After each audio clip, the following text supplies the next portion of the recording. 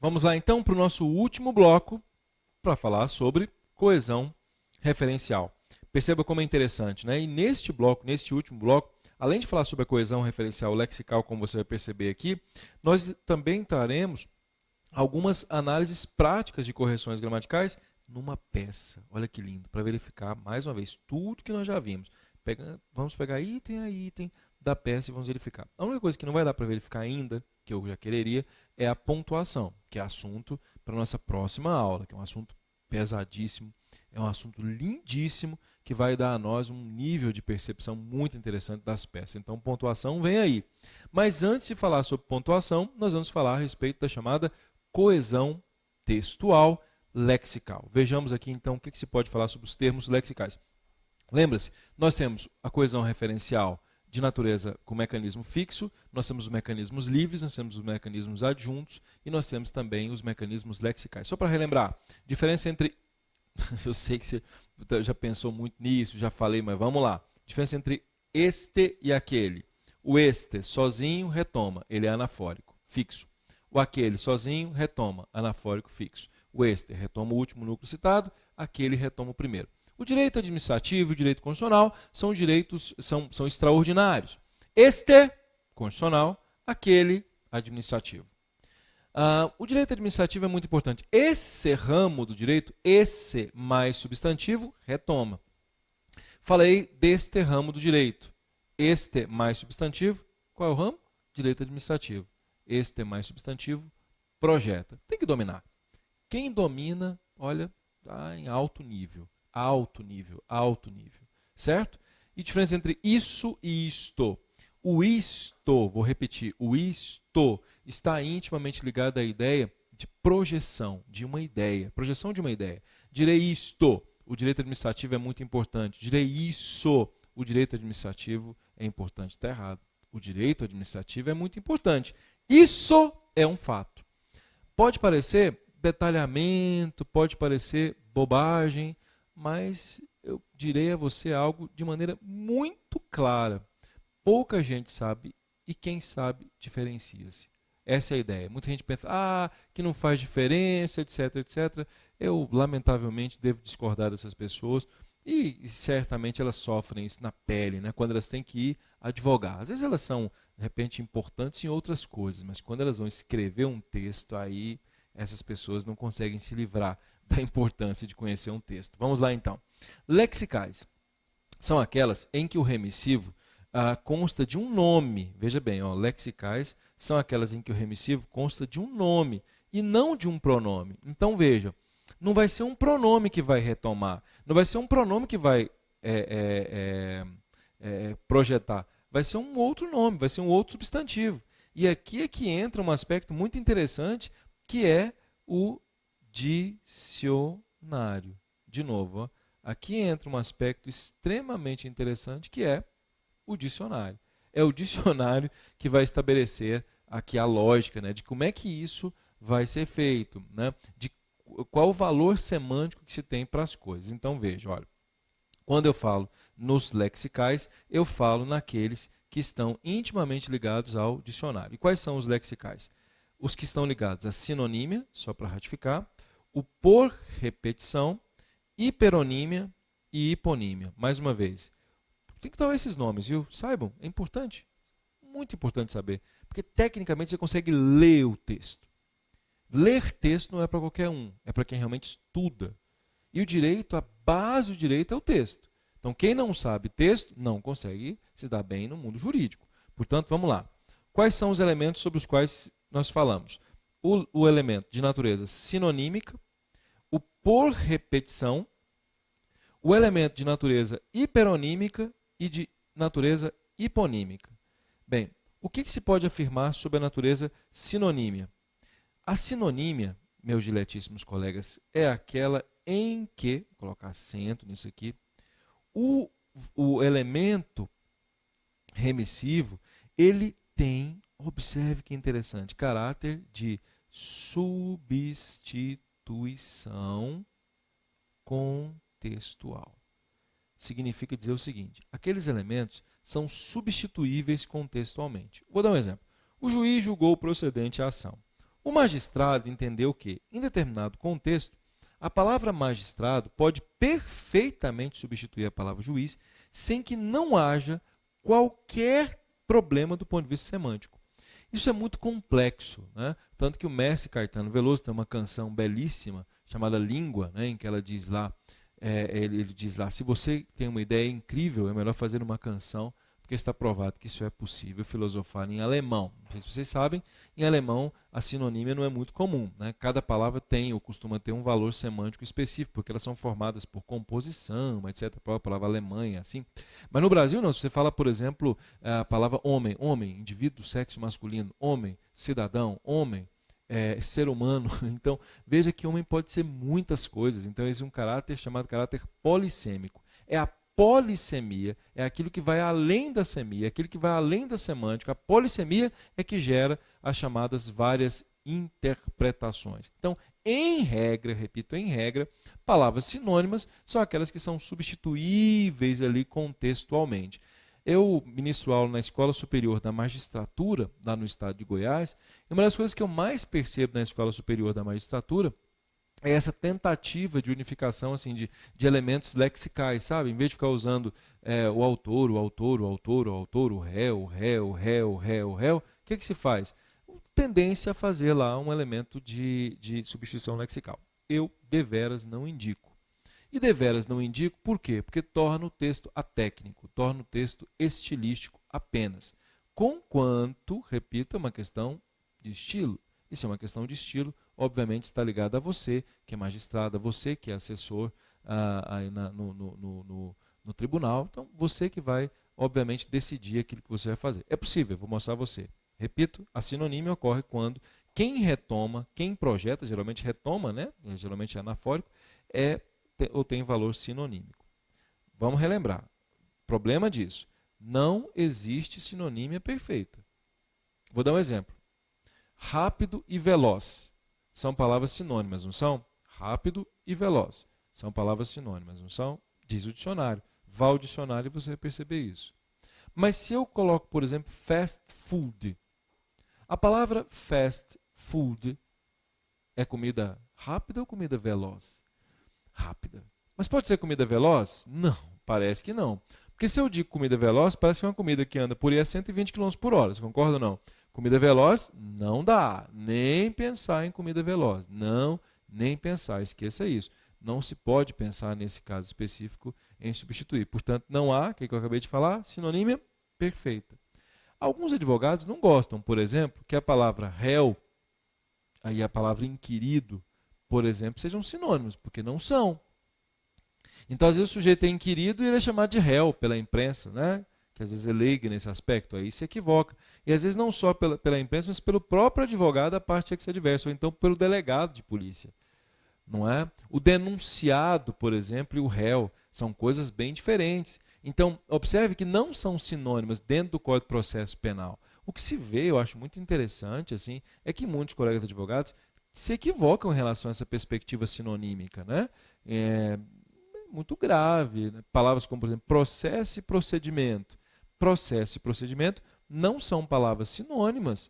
No processo administrativo, nem pensar, ou seria procedimento administrativo. Notou como é que é interessante? Ficou com a pulga atrás da orelha. Não é por quê? Porque são coisas diferentes. Então, muito cuidado.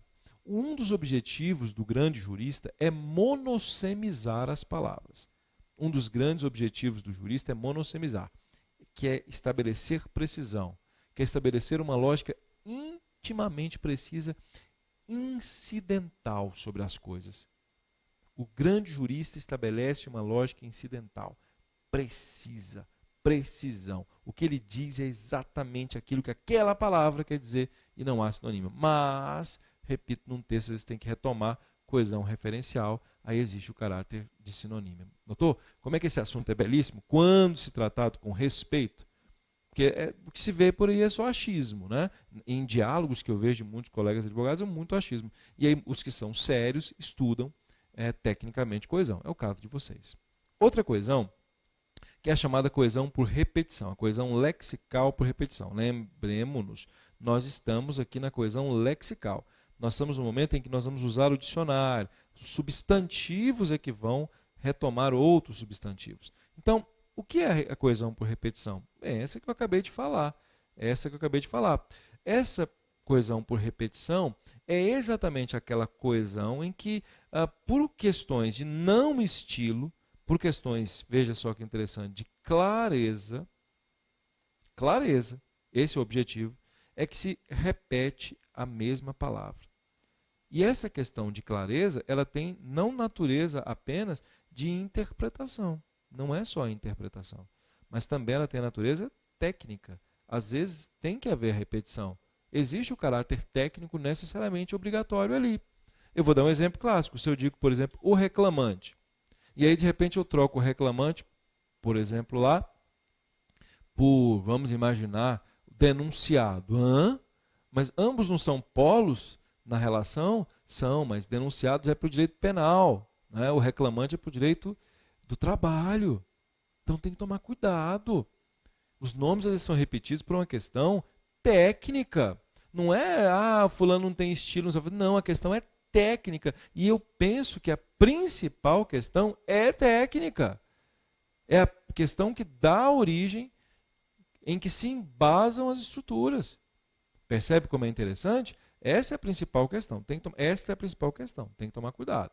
Portanto, não é problema na sua petição, não é problema na sua sentença, não é problema em qualquer texto ser um agravo de instrumento, não é, em hipótese alguma, fazer essa repetição. Certo? Porque você coloca lá, alguém deve estar pensando, e por questão de interpretação? Um ele, e aí você colocou dois substantivos antecedentes. Aí esse ele vai retomar quem? O primeiro substantivo ou o segundo substantivo? Aí fica um problema. Se você coloca o reclamante, você sabe quem é. Coloca o reclamante, você vai sempre saber quem é e foge dessa problemática. Hiperonímia. Hiper está ligado à ideia de muito, nomos, nome. Hiperonímia é grande, maior. Hiperonímia está ligada ao fato de retomar um nome com outro nome que é maior do que o nome que foi retomado. Repito, a hiperonímia está ligada à ideia de que se retoma um nome com outro nome que é maior ainda. Repito, a hiperonímia está ligada à ideia de retomada de um determinado nome com outro nome que é ainda maior. Então, vamos imaginar, por exemplo, uma estrutura dessa aqui. O ML350 é da Mercedes. O automóvel é muito luxuoso. A palavra automóvel, que está aqui, é um nome. Este nome é maior que o nome ML350. Então, veja, este aqui, que está sendo retomado por este aqui, que é anafórico, este aqui é muito maior. Qual é o objetivo da hiperonímia? O objetivo da hiperonímia em relação ao campo semântico, ao campo de ideias, é a questão didática. A questão didática é fundamental. Para advogados que vão lidar, principalmente com juizados, advogados que vão fazer entrevistas, entrevistas em televisão, eu vejo que muita gente peca pela não utilização do caráter hiperonímico. Eu vou dar aqui um exemplo, conceder um exemplo clássico a vocês. Ele vem e fala, por exemplo, assim: o agravo de instrumento. Falou agravo de instrumento. Sim, aí o sujeito que está lá do outro lado não compreendeu o que vem a ser o chamado agravo de instrumento. Aí ele diz assim: esse recurso, olha só a palavra, recurso. O recurso, aliás, esse recurso não, o recurso. Aí quem não sabia passou a entender, porque recurso é um nome maior, sim ou não, que se chama agravo de instrumento. Então quem não sabia passou a saber o que seria, ou seria qualquer outra coisa do ponto de vista processual. Porque recurso é uma palavra que é polissemizada, naturalmente, em direito ela tem um caráter monossêmico, mas que dá para a pessoa entender. Porque você falar agravo de instrumento para determinadas pessoas, elas não vão compreender. Então, o caráter hiperonímico, no texto jurídico, tem o objetivo de estabelecer esta retomada e indicar a perspectiva didática. Então, a perspectiva de natureza didática é que se estabelece por meio dessa lógica que envolve o chamado ou a chamada hiperonímia. Ok? Então, repito, a hiperonímia vem com essa lógica, que é a lógica didática. Certo? Tranquilos? Ok, vamos lá. Hiponímia. Hipos está ligado à ideia de menor. E nímia significa nome. Portanto, o que é hiponímia?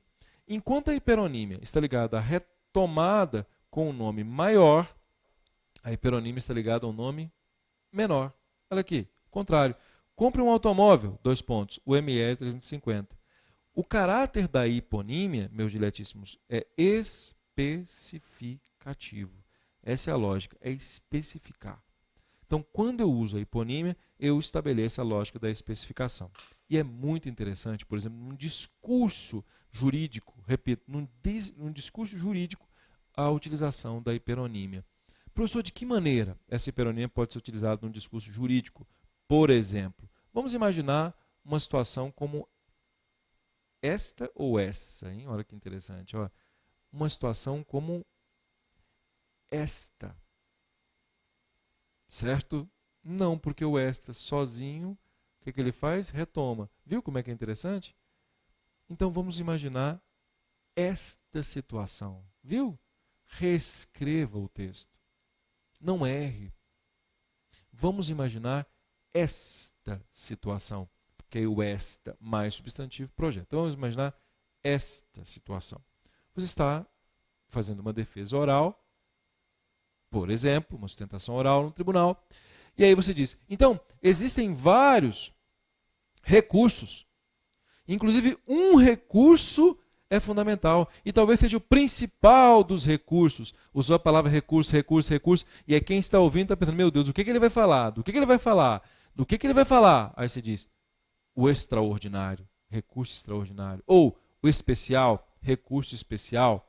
Então, o que eu quero colocar a vocês é que o caráter hiponímico, o que ele faz? Ele gera um caráter catafórico com o objetivo de especificar aquilo que vai ser dito. E aí gera um certo suspense, etc. Então, note como é que é interessante, né? Se você domina a organização textual, se você domina a coesão textual, como a sua vida fica melhor, você fica mais técnico, consegue fazer discursos muito mais técnicos, discursos mais apropriados, discursos mais corretos, discursos mais sérios. É uma coisa assim incrível, né? Uma coisa assim de alto nível, de alto padrão, realmente de alto padrão. Eu fico muito encantado. Então vamos lá? Quais são os lexicais, só para ratificar? Lexicais. Primeiro deles, nós temos o lexical por sinonímia, nós temos o lexical por repetição, nós temos o lexical por hiperonímia e nós temos o lexical por hiponímia. No direito, muito comum, pelas razões sobre as quais eu falei, é a lexical por repetição. Há aqui um quadro demonstrativo e eu quero que você, atenção, veja aqui comigo esse quadro demonstrativo, esse mais quadro, para que você possa compreender. Item a item. Vamos lá? Aqui comigo. Vamos lá. Isto. O que eu posso afirmar sobre o isto? O isto é um elemento de coesão referencial catafórico e livre. Isso, elemento de coesão referencial anafórico e livre. Este, coesão referencial anafórico e fixo. Este, que está aqui, anafórico e fixo. Ok? Este mais substantivo, catafórico e adjunto. Esse mais substantivo, anafórico e adjunto. Aquele, anafórico e fixo. Percebe? Notou? Então, de novo, ó, vamos estabelecer agora uma lógica didática, de paralinguagem. Vamos traduzir. Isto projeta uma ideia. Isso retoma uma ideia. Este, sozinho, retoma. Quando está ao lado de um substantivo, projeta. Esse, ao lado de um substantivo, sempre retoma. Notou? A lógica. É basicamente a lógica. Não erra mais. Acabou. Acabou. Entender isso, e aí nós vamos ver na petição inicial, é uma coisa assim que, puxa vida, é extraordinária. Você consegue vencer barreiras antes impensáveis. Agora veja, você notou que nesse quadro sinóptico falta uma palavrazinha aqui que o tempo inteiro está aparecendo. Deítico, né? O tempo inteiro. Deítico, deítico, deítico. Não, o que é isso? Vamos lá, só para nós ratificarmos. O que é deixis? A deixis também é tida como apontamento, viu, gente? Atenção, apontamento. Falar em deixis é falar na perspectiva de apontamento. O recurso deítico é aquele que aponta. Repito, o recurso deítico é aquele que vem e começa a apontar. Essa é a lógica do chamado recurso de natureza deítica, apontar. Agora, aponta para quê? Para o que está fora do texto. Repito, gente, pensar na perspectiva deítica é pensar na perspectiva daquilo que aponta para fora do texto. Mais uma vez, pensar na perspectiva deítica é pensar na perspectiva daquilo que aponta para fora do texto. Aquilo que não está no texto, mas, repito, é apontado para fora. Como assim? Os elementos de coesão estão sempre no texto. Sempre, sempre, sempre. Ó, João saiu. Este, viu? Retoma João. Efetivamente João, porque João está no texto. Você consegue compreender? Repito, os recursos de coesão, eles retomam o que está dentro do texto. Os deíticos são o que nós chamamos de recursos exofóricos.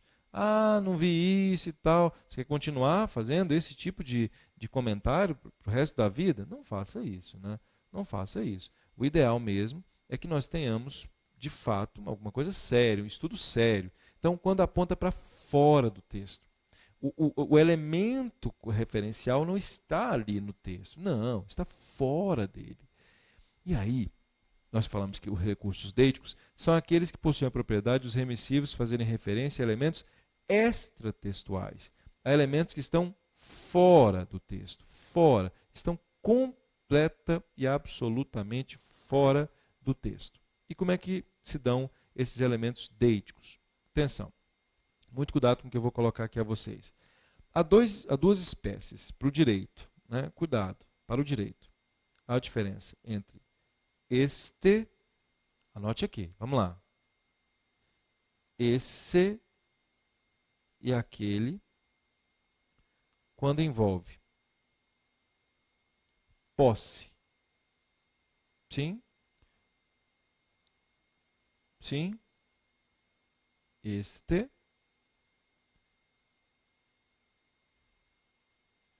Esse e aquele, quando envolvem tempo, caráter temporal. Para o direito isso aqui é fundamental.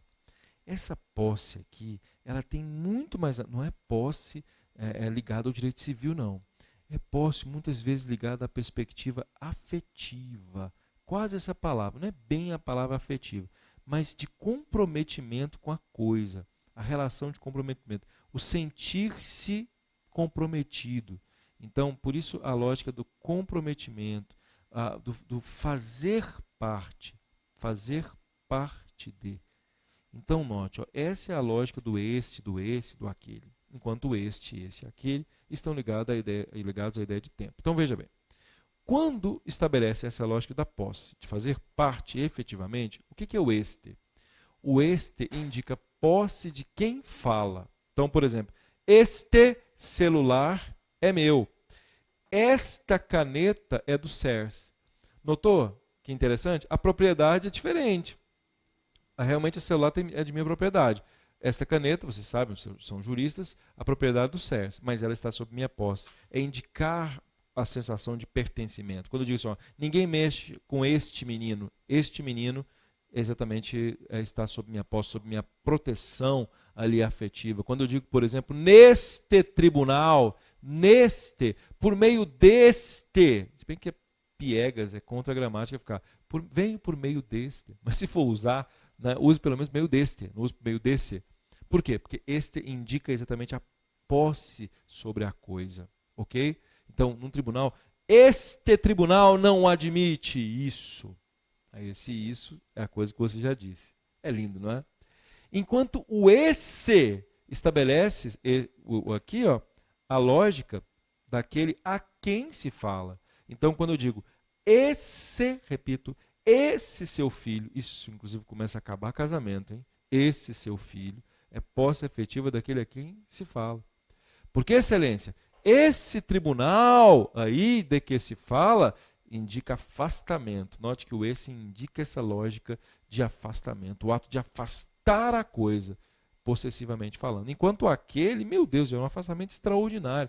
Aquele tribunal, aquele que fazia as coisas equivocadas, não existe mais neste tribunal que está aqui, nesta nova perspectiva. Então, o que eu estou querendo colocar a vocês é que, repito, o este indica posse afetiva de quem fala, de pertencimento de quem fala, esse daquele a quem se fala e aquele daquele de quem se fala.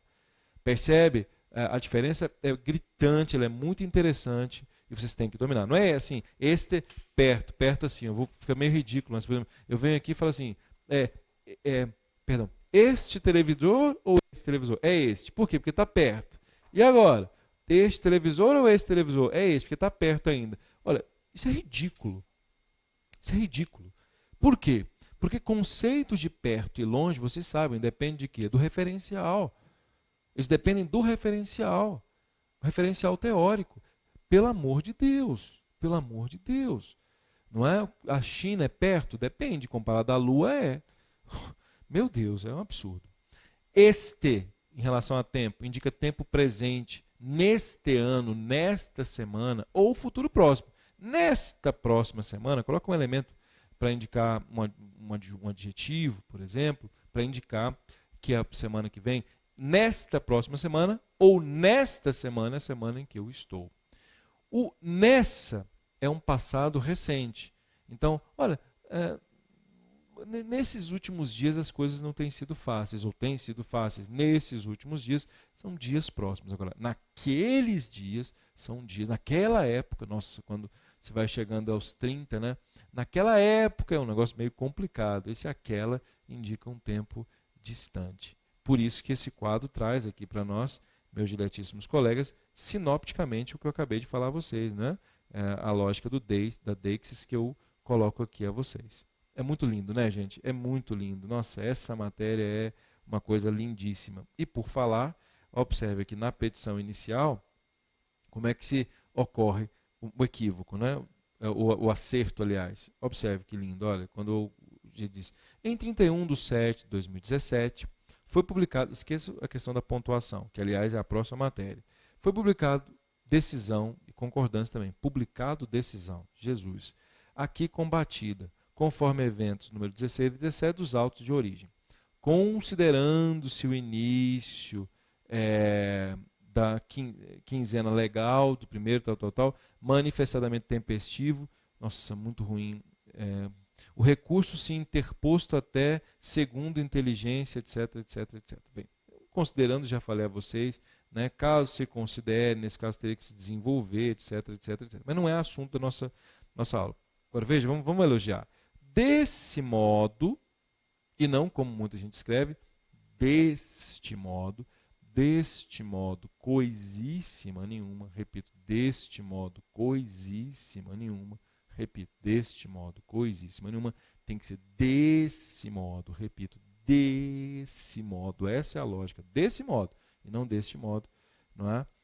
Deste modo nada, porque o desse, que está aqui, elemento de coesão referencial anafórico, mais modo, que é o substantivo, portanto, esse mais substantivo, gera retomada. Então, quero mostrar a vocês como é que pode ser feito de maneira adequada, de maneira correta, por exemplo, a utilização desse. Tudo bem em relação a isso, meus diletíssimos amigos? Tranquilos? E aí é assim, vai fazer uma petição, tem dúvida? Mande aqui na área do aluno para que eu possa conversar com vocês sobre esse assunto. Já falei sobre o assunto, esse mais assunto, esse assunto. Ok? Tranquilos? Então é isso. Próxima aula, pontuação. Pontuação. Vamos juntos. Avante, avante, avante, avante, avante.